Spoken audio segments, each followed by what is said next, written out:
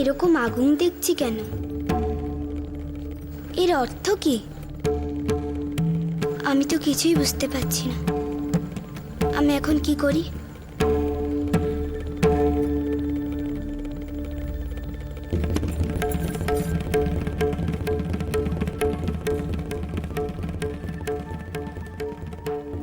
অরুন্ধতী, স্বাতী, লুব্ধক, তোমরাই বলো।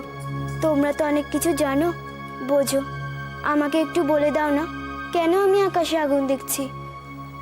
আমার খুব ভয় করছে, আমাকে বলে দাও না, কেন আমি আকাশে আগুন দেখছি? কারোর কোনো বিপদ হবে না তো?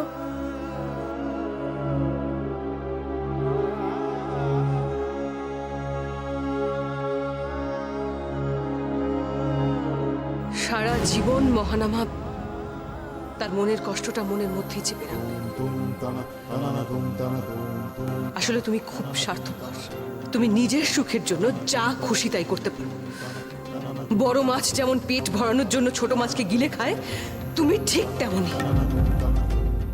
সারা জীবন আনন্দ উপভোগ করো, আর দেখো ছোট ভাইটার সারা জীবনের আনন্দ কিভাবে তোমার চোখের সামনে শুকিয়ে যায়।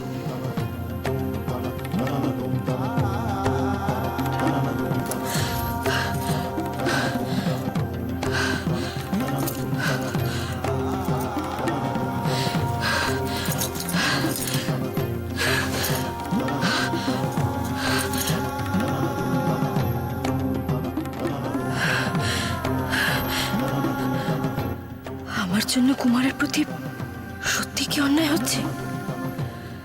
আমার পাপের ভার কুমারকে বহন করতে হবে? না না, কিছুতেই না। কুমারের জীবন আমি কিছুতেই নষ্ট হতে দেব না।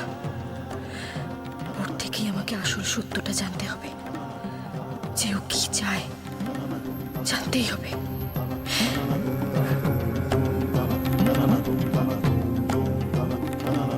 মুরানি, তো কি হয়েছে বলবে তো? কুমার, এবার তুমি দেবী দুর্গার সামনে এসে দাঁড়িয়েছো, তোমাকে এবার সব সত্যি কথাটা বলতেই হবে। কিসের সত্যি বলবে তো? দেবী প্রতিমার সামনে দাঁড়িয়ে মিথ্যে কথা বলো না কুমার। এসব তুমি কার জন্য করছো? তোমাকে আর দাদাকে মিথ্যে কথা বলবো? বৌরানী, এই কথা আমি স্বপ্নেও কল্পনা করতে পারি না। অন্তত এইটুকু বিশ্বাস আমার উপর রাখো। আছে, অবশ্যই আছে। তাই জন্য তোমার মুখ থেকে একবার জানতে চাই, আসল সত্যটা কি? আর কিছুদিন পরে আমার বিবাহ। কদম্ব রাজ্য আর সিংহলের মধ্যে বন্ধুত্ব, মৈত্রী।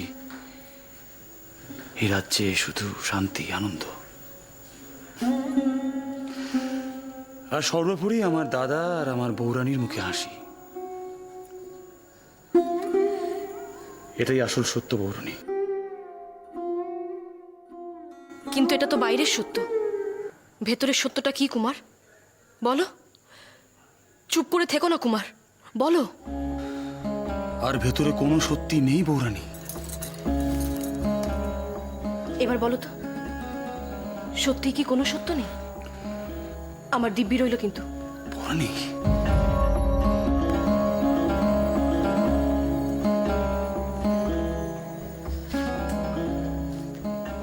বৌরানী,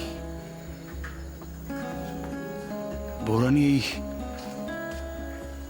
এই পরিবারই আমার সমস্ত শক্তির উৎস। এই পরিবারের জন্য কিছু করতে পারলে আমি নিজেকে ধন্য বলে মনে করব। তা বলে নিজের এত বড় সর্বনাশ করে? এটাকে আমি সর্বনাশ বলে মনেই করছি না বৌরানী। এটা আমার কর্তব্য। ব্যক্তিগত পছন্দ অপছন্দের থেকে এই কর্তব্যের গুরুত্ব অনেক অনেক বেশি। এবার তোমাকে আমাকে একটা কথা দিতে হবে যে, তোমার আর আমার মধ্যে যা কথা হলো কোনো দ্বিতীয় ব্যক্তি যেন জানতে না পারে। আমার দিব্যি রইল। কিন্তু কুমার। কোনো কিন্তু নয়, একটা কথা মনে রাখবে, আমি যা করছি সিংহলের মঙ্গলের জন্য করছি, এই রাজ পরিবারের ভালোর জন্য করছি। আমি আসি।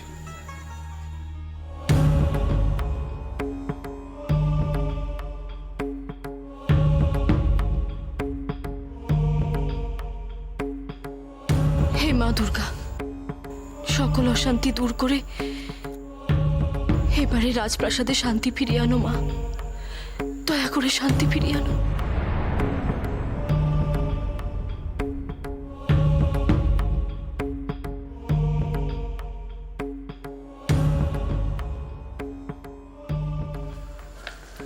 এত উত্তেজিত হচ্ছেন কেন? আমি আর নীরব দর্শক হয়ে থাকতে পারছি না। একের পর এক ঘটনা ঘটে যাচ্ছে। এতদিন আপনার পরিকল্পনা আমি মুখ বুজে সহ্য করেছি, কিন্তু আমি আর চুপচাপ থাকতে পারছি না। বলছিলাম আরেকটু ধৈর্য ধরলে হয় না? না জ্যোতিষবীর, আমাদের যা করতে হবে তা এক্ষুনি করতে হবে, না হলে অনেক দেরি হয়ে যাবে। এত তাড়াতাড়ি? এতদিন যা ঘটেছে আপনার পরিকল্পনার ফল, আর তার জন্য ক্ষতি হবে রাজকুমারের। ক্ষতি হয়েছে কি? আপনি কি আমায় ক্ষতির জন্য অপেক্ষা করতে বলছেন? আপনার পরিকল্পনার ফলে রাজকুমারের যদি কোনো ক্ষতি হয়, তিনি কিন্তু আমায় ছেড়ে কথা বলবেন না। এতদিন আপনি যা করেছেন আপনার বুদ্ধি অনুযায়ী করেছেন। আমি আপনাকে কোনো বিষয়ে পরামর্শ দিতে আসিনি, কিন্তু তা সত্ত্বেও আমাকে রাজকুমারের রোষের মুখোমুখি হতে হবে। অনর্থক উত্তেজিত কেন হচ্ছেন আপনি? কেন উত্তেজিত হচ্ছেন? আপনাকে তো বলেই দিয়েছি, খেলার শেষ চালটা দেওয়া এখনো বাকি আছে। না, আমি আমি এখনো বিশ্বাস করতে পারছি না। মহানামা তার বিবাহের বাক প্রদানের জন্য কদম্ব রাজ্য যাচ্ছে। কি করি আমি এখন? আমি ওর মুখোমুখি হব কি করে? কিন্তু একবার যে ওর সঙ্গে দেখা করতেই হবে।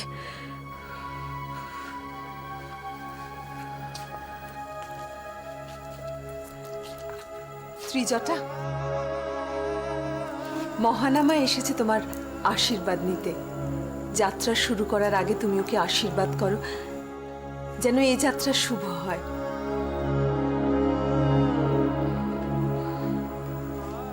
হ্যাঁ,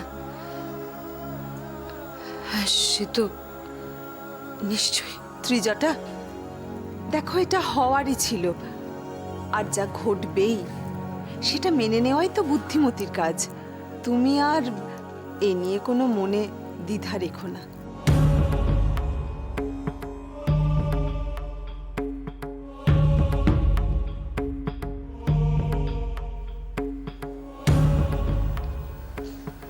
তুমি আমার বড় দিদি, তোমার অনুমতি না নিয়ে আমি যাত্রা কিভাবে শুরু করি বলো?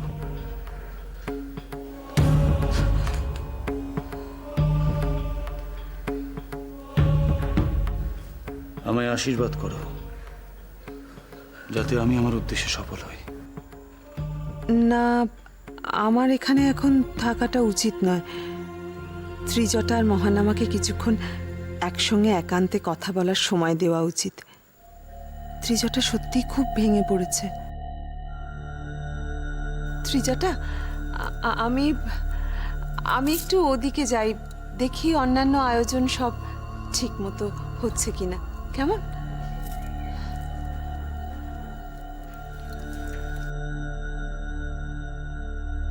আমি শেষবারের মতো তোমাকে অনুরোধ করছি মহানামা, এ বিবাহ তুমি করো না। আমি মনস্থির করে ফেলেছি দিদি, অন্য কথা বলো।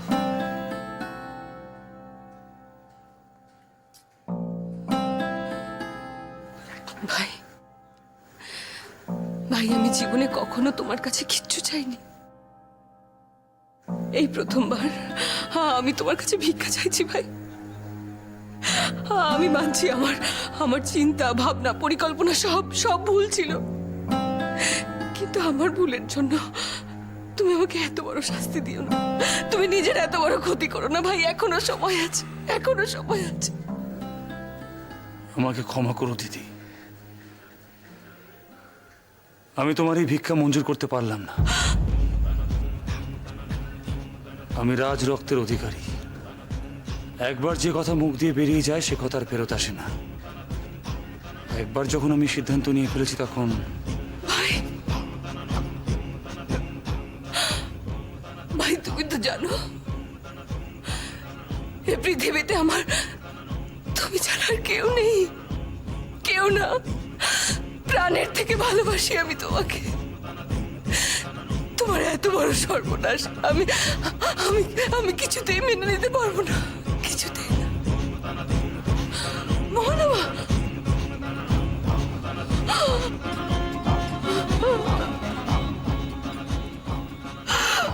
এর থেকে আমার মৃত্যু হলো না কেন? ঈশ্বর, এত বড় ভুল, এত বড় ভুল আমি কেন করলাম? কেন? ফিরে এসো ভাই, ফিরে এসো, ফিরে এসো। মহানামা এত বড় একটা সিদ্ধান্ত নিয়ে সুখী হবে তো? যশোধরা, এই তো মহারানী এখানেই আছেন দেখছি। তা আমি শুনতে এলাম যে মহারানীর আর কি কি ইচ্ছে পূরণ করা বাকি আছে। তোমার কি হয়েছে বলো তো? দিদি, দিদি তুমি ওর কথায় কিছু মনে করো না, ও আসলে দাঁড়ান। আপনি আমাকে চুপ করাতে পারবেন না। আমি আজকে জানতে চাই সিংহলের মহারানীকে তুষ্ট করবার জন্য আর কি কি বলি দেওয়া প্রয়োজন। তুমি যে কি বলছো আমি তো কিছুই বুঝতে পারছি না। আমি বুঝিয়ে দিচ্ছি। আপনার স্বামী দ্বিতীয় বিবাহ বন্ধ করবার জন্য জোর করে ভাই দাদাকে বিবাহ করানো হচ্ছে, আর উত্তরাধিকারীর জন্য আমার সন্তানকে তুলে দিতে হবে আপনার হাতে। কি ভেবেছেন কি আপনি? যশোধরা তুমি চুপ করো, কি বলছো কি? আপনি আমাকে চুপ করাতে পারবেন না। কি মন্ত্র জানো তুমি? আমাকে একটু শিখিয়ে দেবে? একের পর এক রাজপুরুষকে তুমি কিভাবে বশ করছো? তুমি কি পাগল হয়ে গেছো? এসব তুমি কি বলছো দিদিকে? প্রথমে নিজের স্বামীকে, তারপর ভাই দাদাকে, আর এখন আমার স্বামীকে বশ করে তার কাছ থেকে তার একমাত্র সন্তানকে কেড়ে নিতে চাইছো। একবারও ভেবে দেখেছো তার মায়ের কথা? 10 মাস 10 দিন ধরে নিজের গর্ভে রক্ত মাংস দিয়ে তিলে তিলে যাকে বড় করেছি তাকে কেড়ে নেওয়ার আগে একবারও জিজ্ঞেস করেছো? একবারও নিতে চাইছো তার অনুমতি? দেখো যশোধরা, তুমি যা ভাবছো তা ঠিক নয়। তাই নাকি? আচ্ছা, যদি একই ঘটনা তোমার সঙ্গে ঘটতো, যদি তোমার স্বামী তোমার অনুমতি ছাড়া তোমার খনাকে অন্য কারোর হাতে তুলে দিত? যশোধরা, যশোধরা দিদি এ বিষয়ে কিছু জানে না, তুমি আমার সঙ্গে কথা বলো। কথা তো কিছু বলবার নেই। আমার যা বোঝার বোঝা হয়ে গেছে। যে নারী একজন মায়ের কোল থেকে তার সন্তানকে কেড়ে নিতে পারে তার মা হবার কোনো যোগ্যতাই নেই। সে কিনা দেশের মহারানী, সকলের রানীমা। ছি! যশোধরা তুমি কিন্তু তোমার সীমা ছাড়িয়ে যাচ্ছ। তুমি খুব স্বার্থপর জানো, খুব স্বার্থপর। তোমার নিজের স্বার্থের জন্য তুমি তোমার স্বামী, ভাই, দেওর কারোর কথা ভাবো না। আর তোমার মতো একজন স্বার্থপর অলক্ষীর জন্যই কিন্তু আজকে সিংহলের এই অবস্থা। যশোধরা! চরিত্র!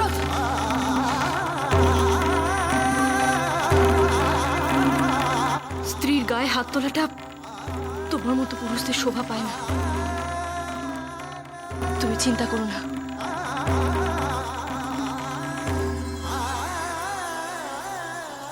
আমার জন্য কাউকে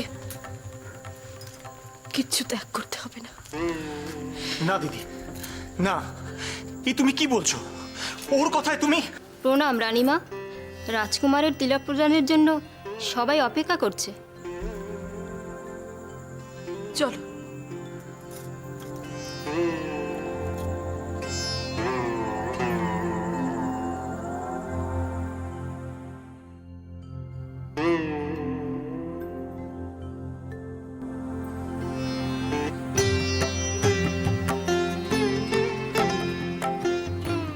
এসো মহানা।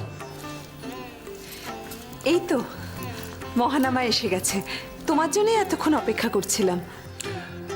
রাজিমা, দেখুন আমার মহানামাকে আজ কত সুন্দর লাগছে দেখতে।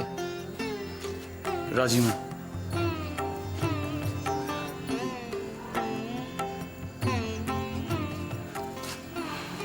মঙ্গল হোক, সুখী হও। রাজন, আর অধিক বিলম্ব করা মনে হয় অনুচিত হবে। রাজিমা যদি অনুমতি করেন।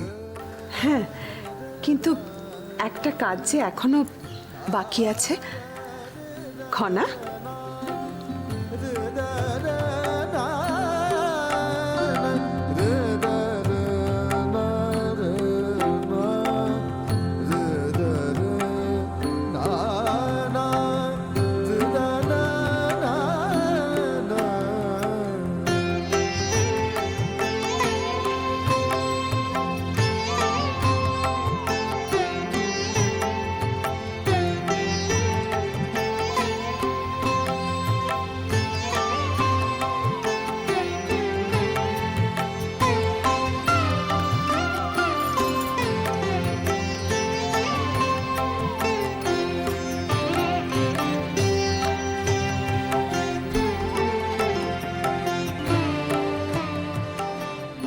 এই বিবাহ অসম্ভব।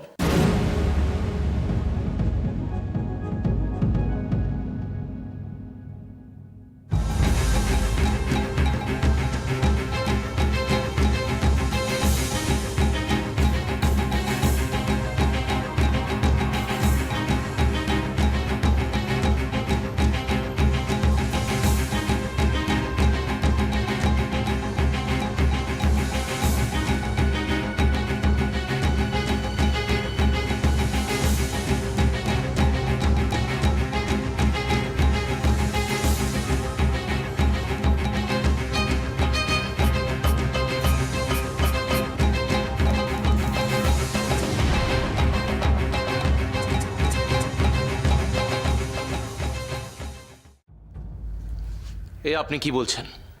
ঠিকই বলছি মহারাজ। এই মুহূর্তে রাজকুমারীর এই বিবাহ অসম্ভব। কেন? আমি গণনা করে দেখেছি এই মুহূর্তে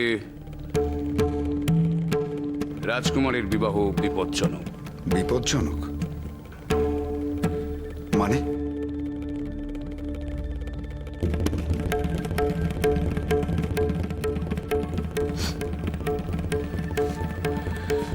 সিংহল রাজবংশের বিবাহ, আমাকে তো একটু বাড়তি দায়িত্ব নিতেই হয়। তাই আমি রাজকুমারের কুষ্টিটা নিয়ে। আসল কথাটা বলুন, আমরা সকলেই উৎকণ্ঠায় রয়েছি। সেটাই তো বলছি মহারাজ। ওই কুষ্টিটা নিয়ে আমি অত্যন্ত যত্ন সহকারে বিচার করতে বসি এবং একটি অসঙ্গতি আমার নজরে পড়েছে, যা আমি রাজওদিকে জানিয়েছি। অসঙ্গতিটা চোখে পড়ার পর আমিও একটু বিমর্ষ হয়ে গিয়েছিলাম। তাই কদম্ব রাজবংশের রাজকন্যার কুষ্টিটা নিয়ে আমি বিচার করতে বসি। হ্যাঁ, কিন্তু গণনায় কি ফল বেরোলো তা সুস্পষ্টভাবে বলুন। আমি গণনা করে দেখেছি, রাজকুমারীর সঙ্গে যদি কদম্ব রাজকুমারীর বিবাহ হয় তাহলে 1 মাসের মধ্যে রাজকুমারের মৃত্যু অবশ্যম্ভাবী।